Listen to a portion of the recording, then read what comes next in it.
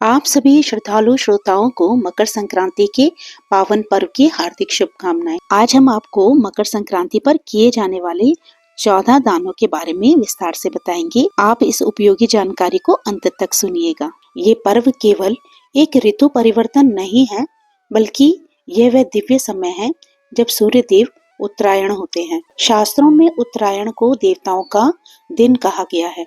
इसी कारण इस काल में किया गया दान, जप, स्नान, तर्पण और पितृकर्म अनेक गुना फल प्रदान करता है। मकर संक्रांति के दिन सूर्य नारायण अपने पुत्र शनिदेव की राशि मकर में प्रवेश करते हैं।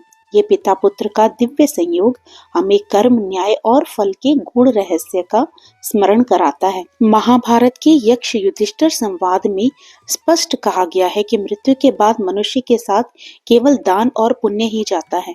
धन, पद, परिवार, प्रतिष्ठा सब यहीं रह जाते हैं। इसलिए दान को मनुष्य का सबसे बड़ा मित्र कहा गया है। प्रिय श्रोताओं, मकर संक्रांति के दिन 14 की संख्या का विशेष महत्व बताया गया है। इसी विश्वास के साथ लोग इस दिन कुछ नियम ग्रहण करते हैं और पूरे वर्ष सुख समृद्धि की कामना से 14 वस्तुओं का दान करते हैं। इस साल मकर संक्रांति एकादशी के साथ पड़ रही है, इसलिए दान करते समय विशेष सावधानी आवश्यक है। एकादशी के दिन चावल और चावल से बनी वस्तुओं का दान या सेवन वर्जित माना गया है।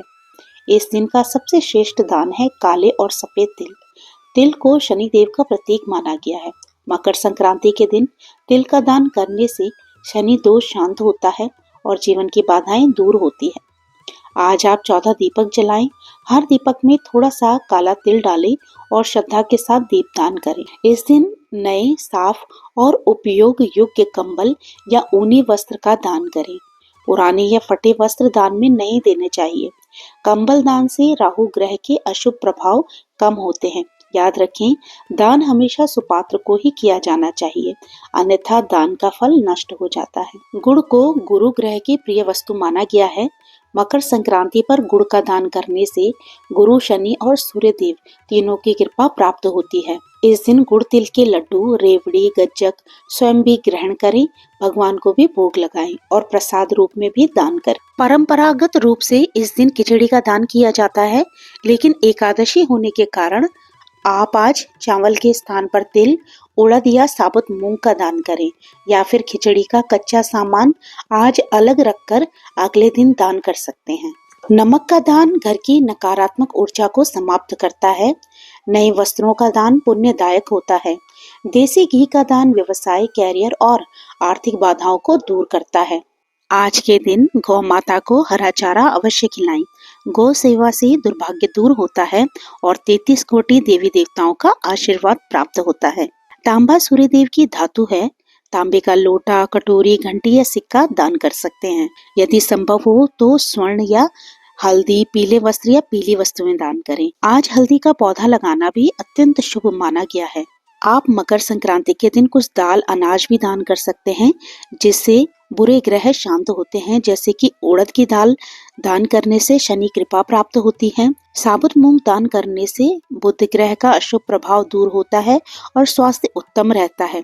काले चने दान करने से शनि दोष शांत होता है। मसूर, जौ और गेहूं एकादशी में दान करने के श्रेष्ठ विकल्प हैं। आप मकर संक्रांति के दिन धार्मिक पुस्तकें जैसे भगवत गीता, पुराण, व्रत कथाएं, चालीसा, मंदिर या सुपात्र को दान कर सकते हैं, क्योंकि विद्या दान सबसे श्रेष्ठ दान माना गया है।